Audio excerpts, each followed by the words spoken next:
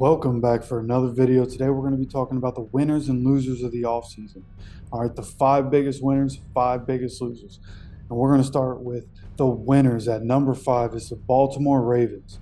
And a large reason for this is because they were able to sign Lamar Jackson.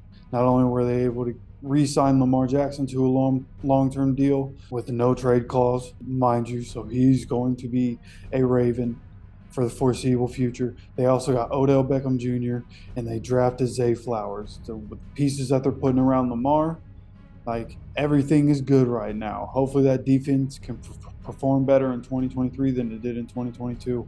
But for me, the Ravens are number five for winners of the 2023 NFL offseason. Number five for losers.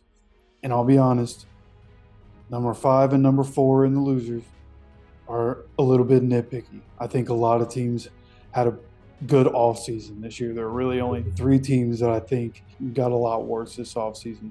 But for number five for losers, I put the Niners. And look, the Niners lost a good amount of talent, specifically on the defensive side of the ball.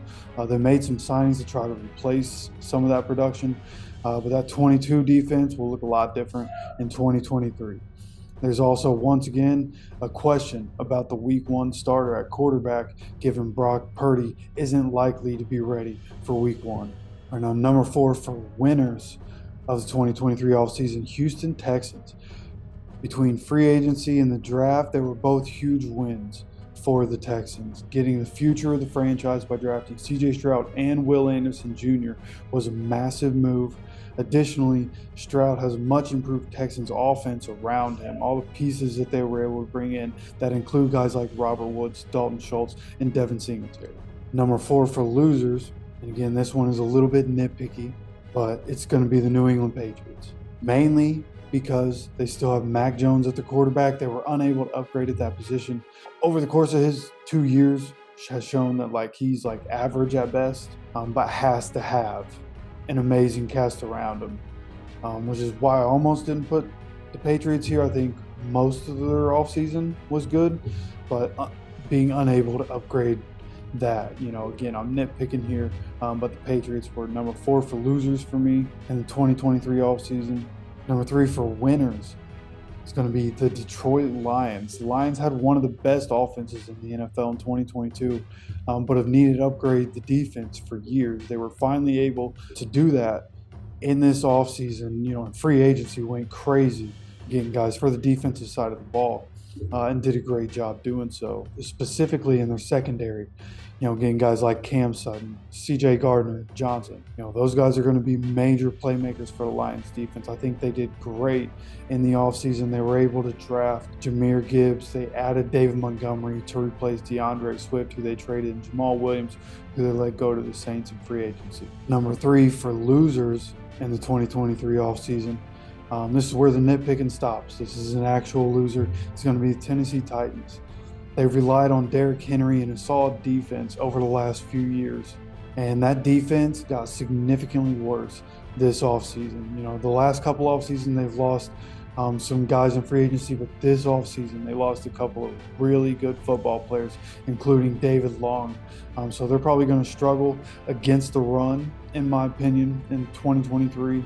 And then you look at them trading up to draft Will Levis. In the future, it might be a good move, but in my opinion, it was an impulsive decision as they look to move beyond Ryan Tannehill at some point. So I think that knocks them down a peg. They already have Malik Willis, who at this point may not even make the roster. So the Titans are number three for loser for me in this offseason. Number two for winners is the Chicago Bears. The Bears started this offseason with the most cap space, and after a huge spending spree, they still have the most cap space in the NFL. And they spent a lot of that money on the defensive side of the ball, which is what they had to do. The offense at times was able to put up points for the Bears last year, but that defense was horrendous for the Bears last year. And then you look at what they did for the offense. They traded for DJ Moore, which is huge. You add him with Darnell Mooney, Chase Claypool, who they traded for midseason last year. So I think the Bears took all the right steps, and they already have a guy that they consider their franchise quarterback. So they're number two for me in winners for the 2023 offseason. Number two for losers is the Arizona Cardinals. And you could argue that they could be number one, but there's a reason a really good reason my number one team is at number one. But I have the Cardinals at number two for losers in the 2023 NFL offseason because you had J.J. Watt retire and A.J. Green retire. Byron Murphy and Zach Allen both left in free agency. Kyler is rehabbing and can't get acclimated with the team that's going to be around him, can't get acclimated with all the new coaches that are there. Look, the roster in Arizona isn't great right now, and the Cardinals had the most questionable coaching hire of the offseason. Like right now, it's all bad for the Cardinals. So they're my number two loser for the offseason. My biggest winner of the NFL offseason goes to the Carolina Panthers. I think they crushed free agency. I think they did great in the draft. Like, you look at who they got in free agency, Adam Thielen, DJ Chark, Miles Sanders, Hayden Hurst, all to bolster the offense around the guy that you drafted when they traded DJ Moore and some picks for the number one overall pick so that they could get Bryce Young to put around this new nucleus and all these new coaches. The defense is already, a top 10 unit in the NFL. But now you're adding a rookie quarterback and all these new pieces.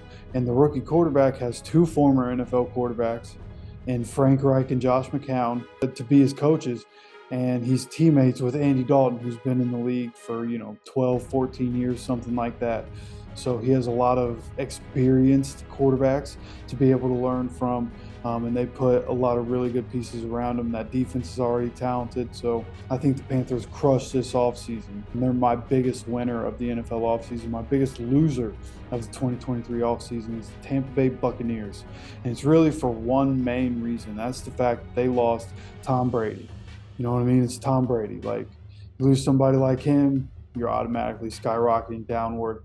They are the biggest loser for me. The fall from grace from all the winning that they did has been pretty drastic. Now they have Baker Mayfield in a roster that is absolutely shattered, and a lot of the guys that were great for them have gotten older. So we'll see. We'll have to see what happens for them. They still have Todd Bowles coaching instead of Bruce Arians, so that's not good either. So the future is bleak for the Bucs.